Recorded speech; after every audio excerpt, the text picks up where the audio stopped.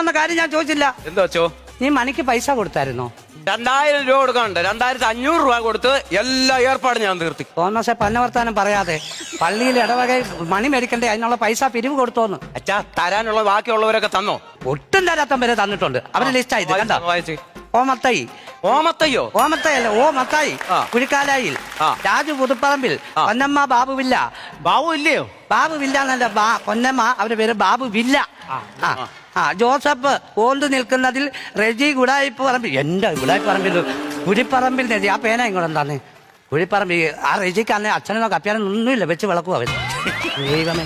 സജി കുഴിക്കരയിൽ പപ്പടം Johnny. കണ്ടോ? അത്രയും പേര് പൈസ തന്നാ. അതുകൊണ്ട് മര്യാദക്ക് എന്റെ പൈസ ഇവിടെ കൊടുത്തരണം. ഇല്ല തോമസ് എന്റെ വിധം മാറും കേട്ടോ. ഊണ് പാഴ്സൽ കൊടുക്കുവോ?